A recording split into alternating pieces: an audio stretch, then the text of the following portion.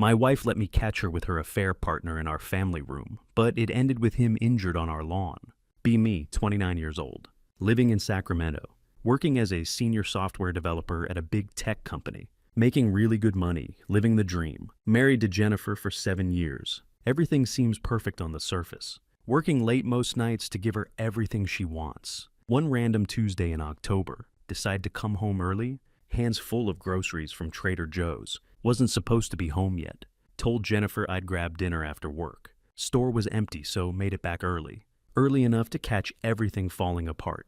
Step inside our house. Notice soft jazz music playing. We never play jazz. Hear laughter floating through the air.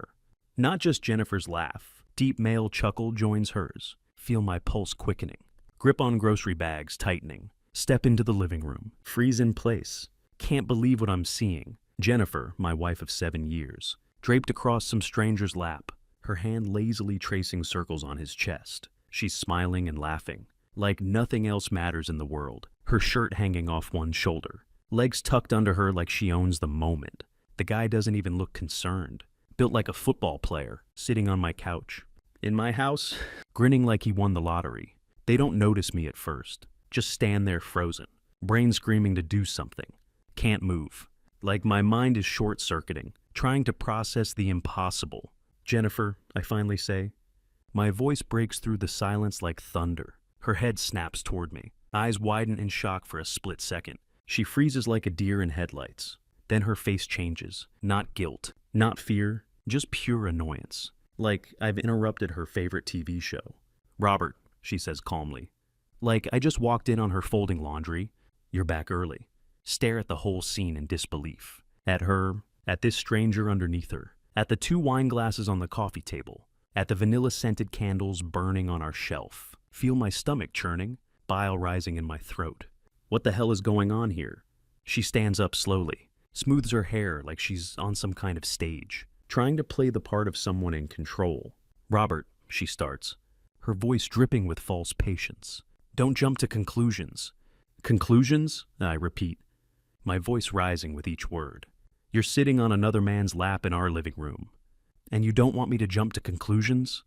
The guy, who she later calls Anthony, leans back completely unfazed, smirk playing on his lips, doesn't look guilty, doesn't look sorry, looks amused, like I'm some punchline to a joke he's in on. Relax, man, Anthony says, his tone casual and condescending. She told me you'd be cool with this. Turn to Jennifer, my jaw clenching so hard it hurts. What is he talking about? She sighs, rolls her eyes like I'm being unreasonable. Look, I was going to tell you, she says, crosses her arms defensively. I've opened our marriage. You've what? My voice comes out louder than intended. Don't care anymore. Heart pounding in my chest, fists trembling at my sides. I thought it would be good for us, she continues, like this is just another one of her impulsive decorating ideas. You're always busy with work, always stressed. I thought, bringing someone else in might spice things up. Stare at her in complete shock, mind racing, trying to process the words coming out of her mouth. She's not apologizing. She's not even ashamed. Standing there in front of me, justifying bringing another man into our home, onto our couch, into our lives. Without ever asking me, Anthony stands up then, towering over me, his smirk growing wider. Look, bro, he says, like we're friends or something. If this is a problem, I can leave. But Jennifer said you'd be into it. Something inside me snaps. You think you can just walk in here like you belong here? My voice low and steady. The calm before the storm. Take a step toward him. For the first time, his smirk falters. You think you can put your hands on my wife and not deal with the consequences? Stop, Robert, Jennifer says. Steps between us. You're being ridiculous. But I don't stop. My fist connects with Anthony's jaw.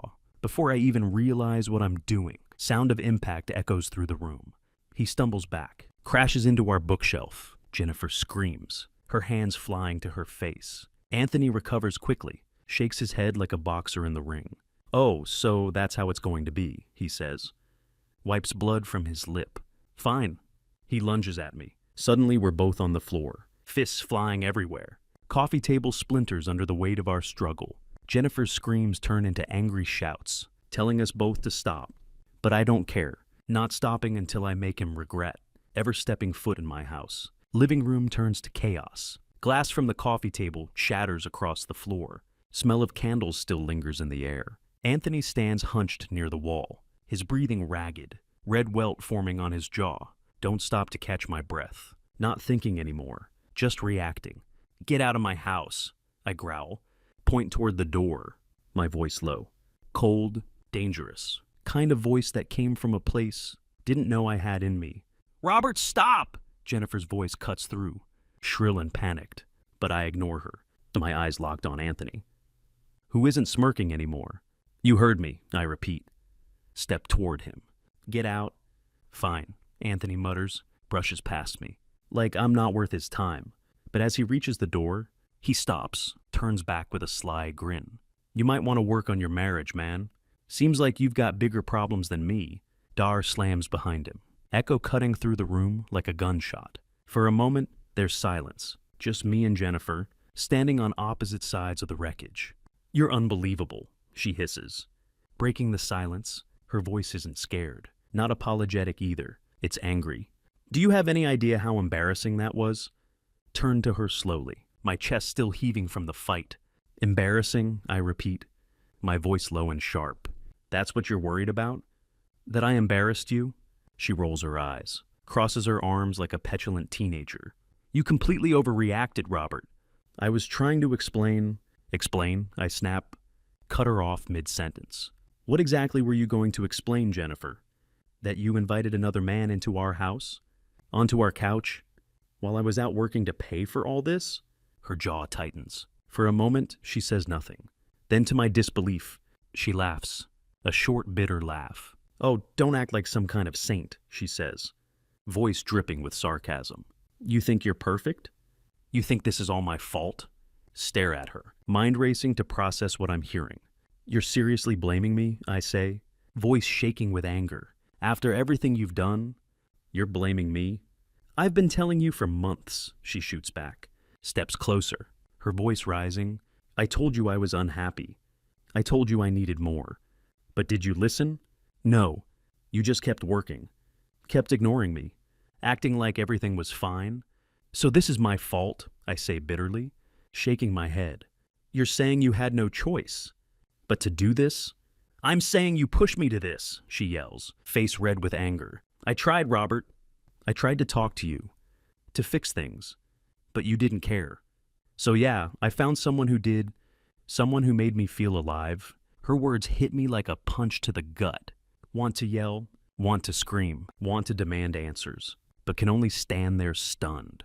The woman I thought I knew, the woman I'd built my life with, looking at me like I'm the villain in her story.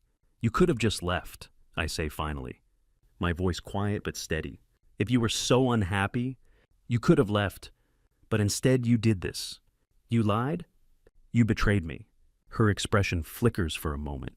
Think I see a hint of regret. Hope I see it. But then she straightens up, face hard and defiant. Maybe I didn't leave because I thought you'd change, she says, her voice sharp as glass. Maybe I stayed because I hoped you'd finally notice me. Let out a laugh, bitter and humorless. Notice you, I repeat. You're all I've ever noticed, Jennifer.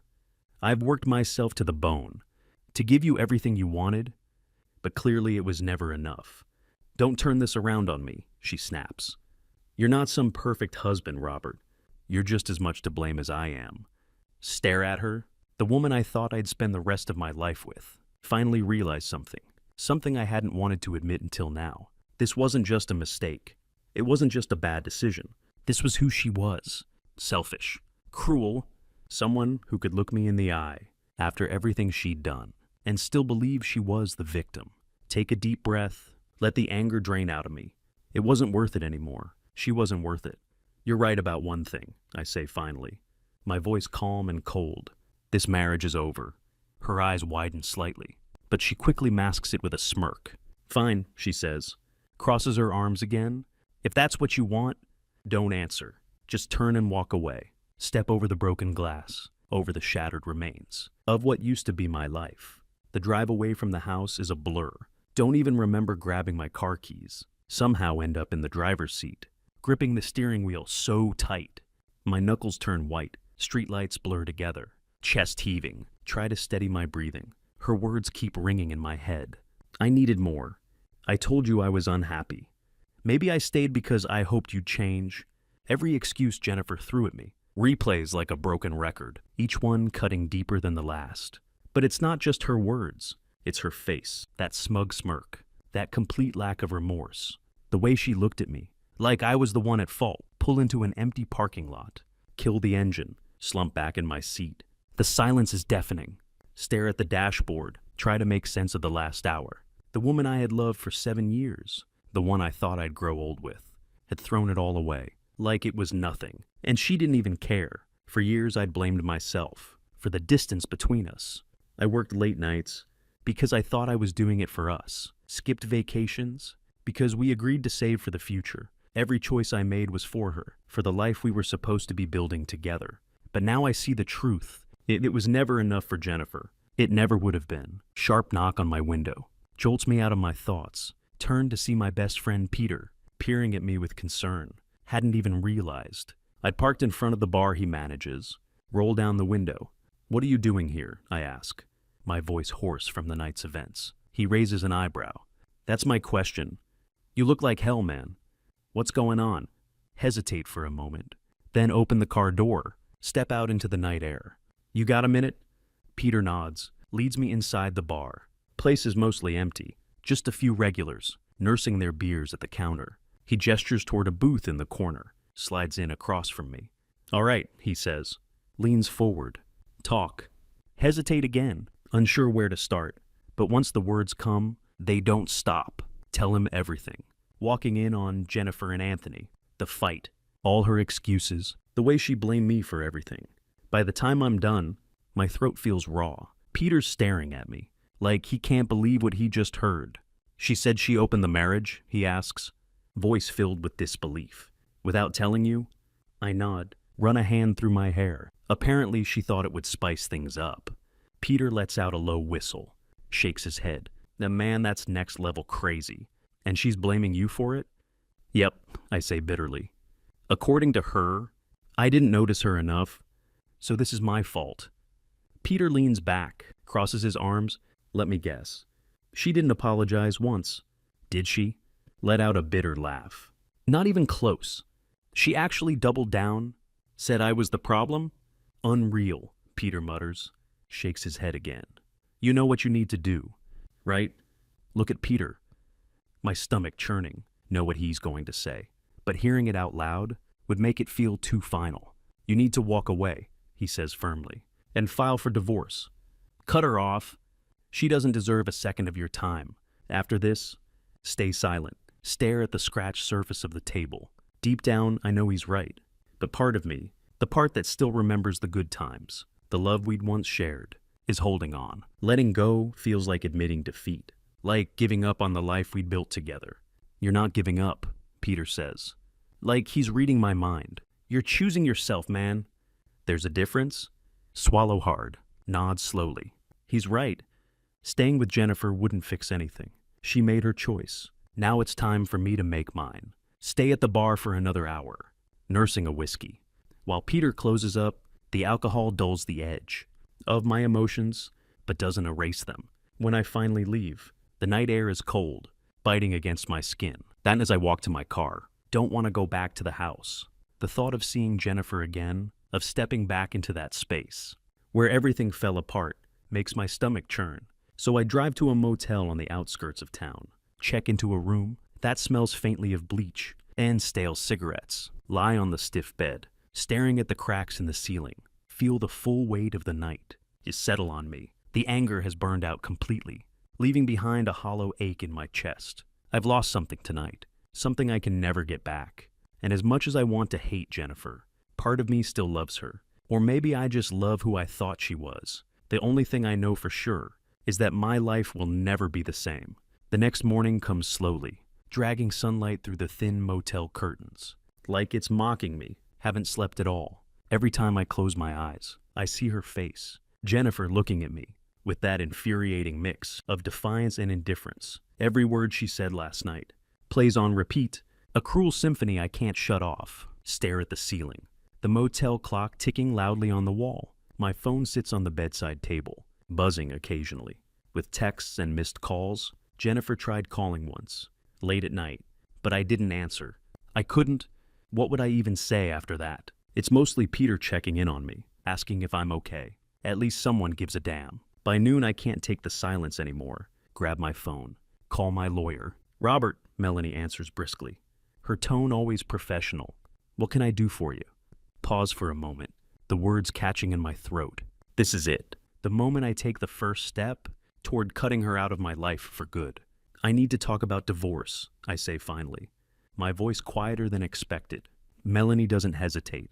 All right, she says. Why don't you come by the office later today? We'll go over everything. That's after hanging up, sit on the edge of the bed, staring at the carpet. The decision feels heavy, final. But deep down, I know it's the right one. Jennifer has made her choice. Now I'm making mine. Drive to the house later that afternoon. Not because I want to see her, but because I need to grab some clothes. And a few essentials. The thought of walking back into that space, of seeing her again, makes my chest tighten. But I can't avoid it forever. When I pull into the driveway, her car is parked out front. My hands grip the steering wheel tightly. As I sit there, staring at the front door, for a moment, consider driving away, pretending the house doesn't exist, but then take a deep breath. Get out of the car, walk inside. The living room is eerily quiet. The broken coffee table gone. The floor swept clean. Jennifer has clearly spent the morning tidying up, as if she could erase the chaos of the night before, with a broom and a trash bag, but she can't erase the memory. Not for me. She's sitting on the couch, scrolling through her phone. When I walk in, her head snaps up. For a split second, see relief flash across her face. But then it's gone, replaced by that same hard, defensive expression. You're back, she says simply, setting her phone down. Just here to grab some things, I say coldly, not meeting her eyes, as I head toward the bedroom. Robert, wait, her voice follows me, sharp and demanding. We need to talk. Stop in the hallway, my back to her. About what, Jennifer? I ask, my voice flat and emotionless. About how you betrayed me? About how you brought another man into our house and blamed me for it? She sighs, can hear the irritation in her voice. I'm trying to fix this, Robert, but I can't do that if you won't even talk to me. Turn slowly, finally looking at her. Fix this? I repeat, my voice rising. You can't fix what you've done, Jennifer. You can't take it back. I made a mistake, she says, standing now, arms crossed defensively. But don't act like you're some innocent victim. You ignored me for years, Robert. You made me feel invisible. Don't, I say, pointing a finger at her. Don't you dare try to justify this. If you were unhappy, you could have talked to me. You could have left. But instead you lied. You cheated. She rolls her eyes, her mouth twisting into a sneer. Oh, please. Like you've been perfect. You've been married to your job for years. Half the time I didn't even know if you'd come home. Stare at her, the anger boiling inside me. But beneath the anger, there's something else, something colder. Realize then that I don't love her anymore. Not the person she's become. Or maybe this was who she'd always been, and I just refuse to see it. I'm done, I say finally, my voice quiet but firm. I've already called a lawyer. This marriage is over. Her face falls for a moment, the bravado cracking, just enough for me to see the panic underneath. But then she straightens up, her expression hardening again. Fine, she says, her voice sharp. If that's what you want, it's what I need, I say simply. Turn away. Walk into the bedroom. Pack quickly, grabbing enough clothes to last me a few weeks. Jennifer doesn't follow me, doesn't try to stop me. By the time I walk out the front door, it feels like a weight has lifted off my chest. The house, the life we'd built together, it isn't mine anymore. It never really had been.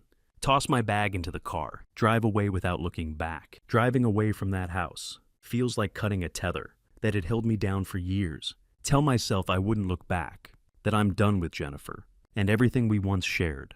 But the reality of what I've just done hits me like a sledgehammer the moment I pull into Peter's driveway. He's outside, sitting on the porch, with a beer in hand. When he sees me, he waves me over. No words needed. Step out of the car, grab my bag from the trunk, join him on the porch. Well, he asks, handing me a beer. It's done, I say, sitting heavily in the chair beside him. I told her it's over. Called the lawyer, packed a bag, Peter lets out a low whistle. Damn, man. I mean, good for you, but that's got to sting. I nod, staring at the beer in my hand. It does, but it's like you said. There's no saving this. She made her choice, and now I've made mine. Peter takes a sip, studies me carefully. She say anything? Try to fight it? Let out a bitter laugh. If you can believe it, she tried to turn it around on me, said I was never there for her, that I made her feel invisible. Like that justifies what she did. Classic narcissist move, Peter mutters. Blame you to avoid taking any responsibility. That's Jennifer for you, I say, shaking my head. Even at the end, she couldn't admit she was wrong. We sit in silence for a while, the cool evening air settling around us. The anger I'd felt earlier has dulled, replaced by a deep aching sadness. I don't regret my decision, but that doesn't make it any easier. 7 years of marriage, gone in a single night. You're staying here, right? Peter asks.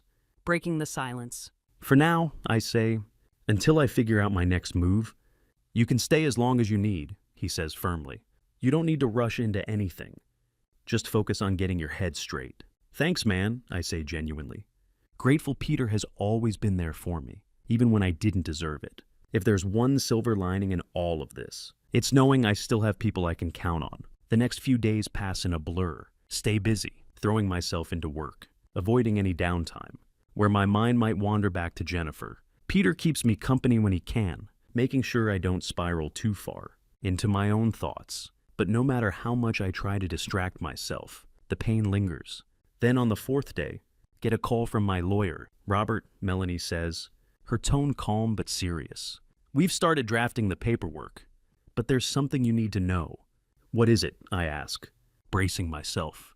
Jennifer's already reached out to a lawyer of her own, she says, and it sounds like she's planning to fight. Fight? I repeat, frowning deeply. Fight for what? We don't have kids. The house is in my name. What could she possibly want? Melanie hesitates for a moment.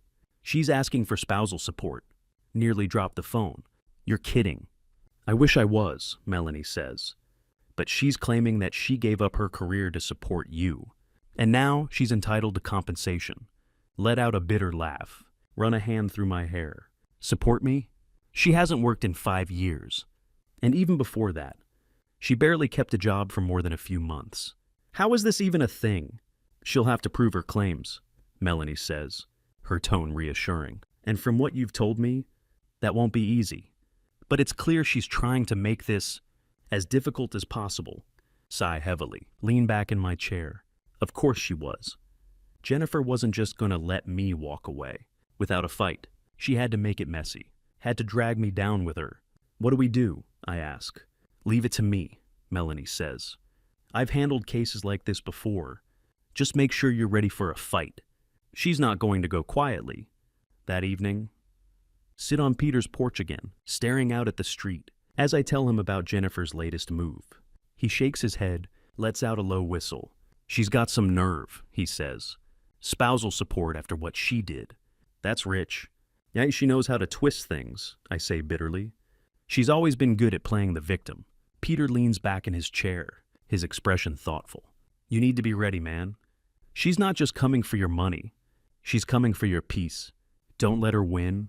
I won't, I say firmly. I've already lost too much because of her. I'm not giving her anything else. As the days turn into weeks, the legal battle begins. Jennifer's lawyer sends demands, and Melanie shuts them down just as quickly. It's exhausting. Every email and phone call, a reminder of how far we'd fallen. But as hard as it is, I know I can't back down. This isn't just about money. It's about reclaiming my life. And slowly I start to see a path forward. A life without Jennifer. A life where I'm not walking on eggshells, constantly trying to please someone who would never be satisfied. It isn't easy, and it isn't quick, but it's possible. For the first time in years, feel like I'm in control. By the 3rd week, the gloves are fully off. Jennifer and her lawyer aren't just aiming for spousal support anymore. They're coming for blood. Every email that comes through Melanie's office is laced with thinly veiled accusations. I was emotionally neglectful. I'd created a hostile environment. And worst of all, they implied I'd been unfaithful. The irony isn't lost on me. Jennifer, the woman who brazenly brought another man into our home, is now painting herself as the victim. "You're holding up okay?" Melanie asks. During one of our late afternoon calls, "Define okay," I reply, pacing the small guest room at Peter's house. "I feel like I'm in the middle of a war. I didn't sign up for—" She gives a soft chuckle, though her voice carries an edge of seriousness. That's what divorce can feel like, when one side refuses to accept responsibility. But we've got the upper hand here, Robert. I've gone through her financials, and there's nothing substantial backing her claims. All we need is to stay consistent and calm. Don't engage directly with her. Let me handle everything." That last part was easier said than done. Jennifer had started texting me, not with apologies, but with long rambling diatribes about how I was ruining her life and leaving her with nothing. I ignored them all, each message only reinforcing why I'd made the right decision. As we see, a few nights later, Peter and I are having dinner when my phone buzzes again. Ignore it at first, but something tells me to look. It isn't Jennifer this time. It's a text from an unknown number. The message reads, "Thought you might want to know the truth about Jennifer? Let me know if you're interested." Stare at the screen, my stomach churning. Could be spam, but something about the timing and the cryptic nature of the message makes me curious, so show Peter the text. "Could be someone trying to mess with you," he says, frowning, but then again, it could be legit. Debate for a moment, then reply cautiously. "Who is this?" The response comes almost immediately. "Someone who's been where you are.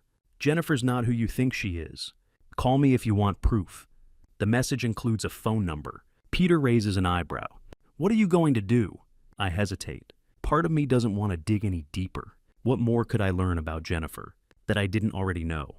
But another part of me, the part that still felt blindsided by everything, needs answers. Step outside, dial the number, and wait. The voice on the other end is calm but direct. "Robert, my name's Andrew. I knew Jennifer before you." That stops me cold. "Before me?" I ask. "What do you mean?" Andrew sighs. "Let's just say you're not the first man. She's done this to—" Same pattern, same story. She plays the victim, makes you feel like everything's your fault. And when she's bored, she finds someone else. I went through it all 5 years ago.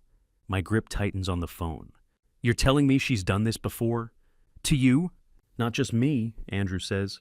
"There were others. Look, I don't want to dredge up your past, but I thought you deserved to know the truth. I've got emails, texts, proof. If her lawyer's coming after you, you're going to need it. Don't know what to say." My head is spinning. Jennifer had always been good at manipulating people. But this was on another level. "Why are you telling me this?" I ask finally. "Because I know what it feels like to be blindsided," Andrew replies. "And because someone did the same for me when I was in your shoes. You don't have to fight this alone." The next morning, forward. Andrew's emails to Melanie. When she calls me back, her tone is sharper than usual. "This changes everything," she says. "If we can prove she has a history of this kind of behavior, it undermines her entire case. We can turn this around, Robert." For the first time in weeks, feel a spark of hope. Jennifer had built her case on lies and manipulation, but now the cracks in her story are starting to show. The next time I see Jennifer is at a scheduled mediation meeting.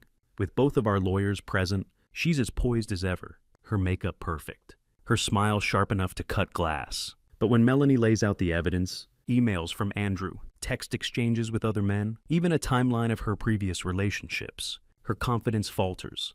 "This is ridiculous," Jennifer snaps, her voice rising. "You're dragging my personal life into this." "How is that relevant?"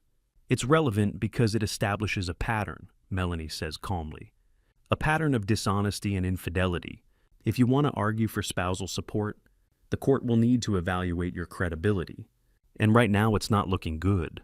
Jennifer's lawyer shifts uncomfortably in his seat, clearly blindsided by the evidence. Jennifer, on the other hand, glares at me with pure venom. "You really went digging, didn't you?" she hisses. "You couldn't just let this go. You made this messy," I say, my voice steady. "I'm just cleaning it up." For the first time, see something crack in her facade. Anger gives way to something else. Fear. She isn't in control anymore, and she knows it. After the meeting, Melanie pulls me aside. "She's going to try to settle," she says. "Her case is weak and she knows it. If she's smart, she'll take the deal we're about to offer. Good, I say. I'm done playing games. As I walk out of the building, a strange sense of peace washes over me. For the first time in months, I feel like I'm getting my life back. Jennifer can lie, manipulate, and twist the truth all she wants. But she can't take away my resolve. I'm not just surviving this anymore. I'm winning. The mediation meeting had marked a clear shift. For the first time since this nightmare began, Jennifer's grip on the situation is slipping. Gone is the confident, smug woman who had been so sure she could control the narrative. Now she's on the defensive, scrambling to salvage what's left of her case. Melanie wastes no time. Within days, she sends over a revised settlement proposal, one that would give Jennifer a small, one-time payment, but no long-term spousal support. It's a fair offer, all things considered, but I know Jennifer will hate it. She doesn't want fair. She wants control. Sure enough, her response comes through in less than 24 hours. She rejects the deal outright, her lawyer insisting that she deserves more. After all she had endured in our marriage. She's still playing the victim card, Melanie says, during our next call, sounding almost amused. But honestly, Robert, this is working in our favor. Her refusal to settle is making her look unreasonable. If we go to court, the judge is going to see right through her. Do you think it'll come to that? I ask, my voice tinged with exhaustion. The thought of dragging this out even further makes my stomach turn. It might, Melanie admits. But don't worry. We're in a strong position. Just stay patient. Patience isn't my strong suit, but I don't have much of a choice. So I wait. And in the meantime, I start to rebuild. Peter had been a rock through all of this, but even he knows I need to get out of his guest room eventually. With his help, find a small apartment on the other side of town. It isn't much, just a one-bedroom with a creaky floor and outdated appliances, but it's mine, a place to start over. Moving in feels like both a relief and a challenge. For the first time in years, I'm alone. No Jennifer, no shared responsibilities, no one to answer to but myself. It's strange, unsettling, but also freeing. I can finally breathe again. One night, as I unpack a box of old photos, come across our wedding album. Haven't thought about it in months. Haven't wanted to, but now, sitting on the floor of my new apartment, I flip through the pages. There we are, smiling and happy, surrounded by friends and family. In those photos, Jennifer looked like the woman I thought I'd married. Kind, loving, full of life. But as I look closer, I see it, the cracks that had always been there, the little signs I'd ignored, the way her smile didn't quite reach her eyes, the way she looked more at the camera than at me. Close the album, set it aside. That chapter of my life is over. It's time to stop dwelling on the past and focus on the future. 2 weeks later, Jennifer's lawyer reaches out again. This time, they're ready to negotiate. She's panicking, Melanie says. During our next meeting, I think she realizes she doesn't have a leg to stand on. If she drags this into court, it's only going to hurt her more. I nod, relief washing over me. So what happens now? We finalize the terms of the settlement, Melanie says. It's up to you whether you want to make any concessions. But honestly, you don't need to. We've got her cornered. Part of me wants to stick to the original offer, to give her as little as possible after everything she'd put me through. But another part of me, the part that just wants this to be over, decides to take the high road, agree to a slightly larger payout, enough to ensure she couldn't accuse me of being unfair, but still far less than what she demanded. When the final papers are drafted, feel a weight lift off my shoulders. This is it, the end of the battle. All that's left is for Jennifer to sign. A week later, I get the call. It's done, Melanie says simply. She signed this morning. You sit there for a moment, the words sinking in. It's over. After months of fighting, of sleepless nights, and endless anxiety, it's finally over. What happens now? I ask. Now, Melanie says, her tone lighter than it had been in weeks. Now you move on. You've got your freedom, Robert. Use it. That evening, stand on the balcony of my new apartment, looking out at the city lights. The air is crisp, carrying the faint scent of rain. For the first time in what feels like forever, I feel peaceful. Jennifer is no longer a part of my life. The betrayal, the anger, the heartbreak, it's all behind me now. And while the scars will take time to heal, I know I'm on the right path. Think about everything I've been through, everything I've learned. If there's one thing I know for sure, it's this. I'll never let anyone make me feel small again. I'll never ignore the red flags, never settle for less than I deserve. And if I ever find love again, it will be with someone who values me, someone who sees me as an equal, not a stepping stone. For now, though, I'm content to be alone, to focus on myself, to rebuild my life from the ground up.